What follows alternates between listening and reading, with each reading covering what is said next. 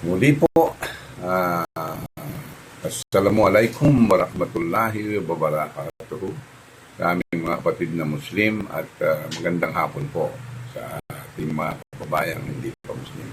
May mga karagdagan lang po akong ipapaalam sa ating mga kabataan na makakadako pang palad natin sa hinaharap na ang inyong pong lingkod, ang inyong lolo Lakay Rambo ay nag-umbisang maglaro nung kanyang kabataan mula noong siya ay grade 5. Kami ay nakatira noon sa barangay Bibiklat, Kuya po, Nueva Ecija.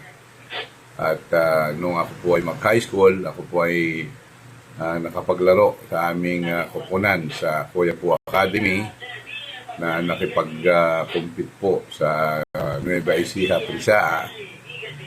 Kung sino po yung magcha-champion doon, sasali po sa regional Prisaa at hanggang sa umabot ka sa national Prisaa. So kami po ay runner-up noon. Pinalo po kami ng Holy Family Academy ng San Jose City. So hindi po kami yung nag-represent ng Nueva Ecija. So nung ako naman po ay mag-college, ako po ay nakapaglaro sa Trinity College of Quezon City. So, dyan po ako unang naglaro sa college. At nung pong ako'y bumalik sa Pampanga kasi nung bago ako nagpunta sa Manila, ako'y tumira sa Angeles City. At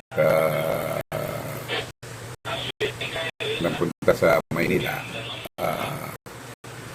Nung ako po'y magbalik sa Angeles City, ako po'y nakapaglaro naman sa Angeles University. Hindi pa po yung Angeles University Foundation niya.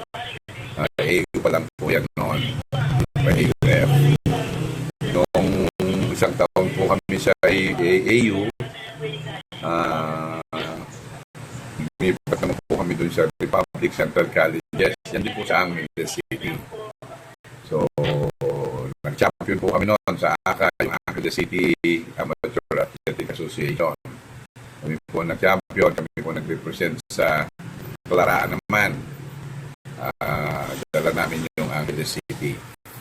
So, nung naglalaro na kami sa Angeles City, kami ay nakuha sa Angeles selection noon ng ating butihing gobernador noon. Naging gobernador ni itong Seno.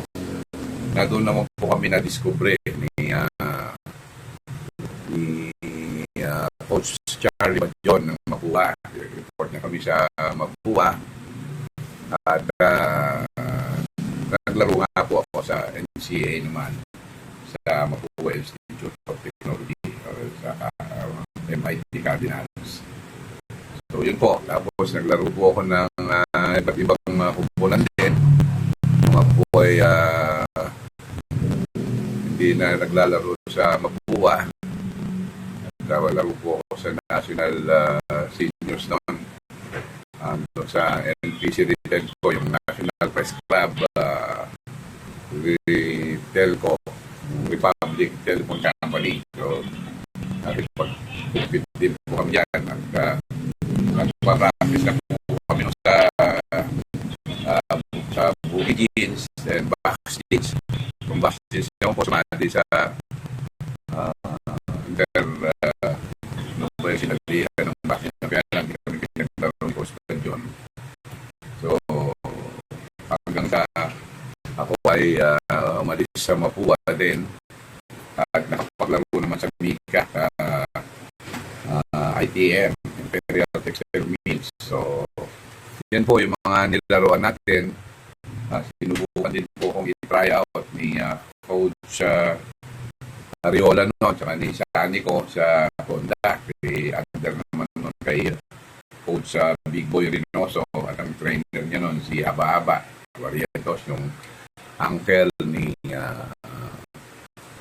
Barrientos, yung ating sumikat na Barrientos. Pero sikat din po yung dati siya. Ang tawag nila Aba pero maliit po siya.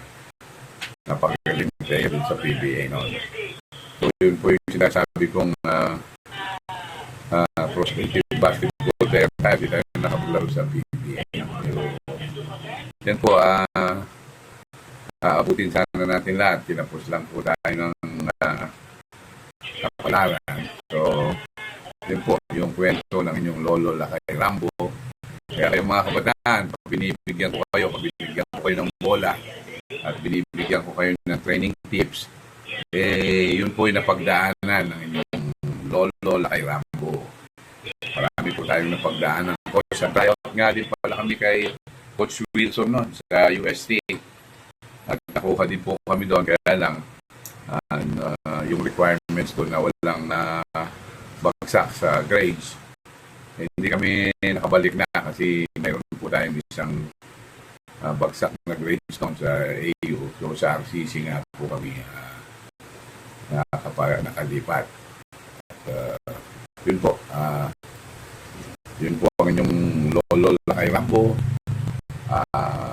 Abangan nyo na po, mga kabataan, ang ating mga anak, o kaya apo na natin yan, mga 10 taong gulang pababa.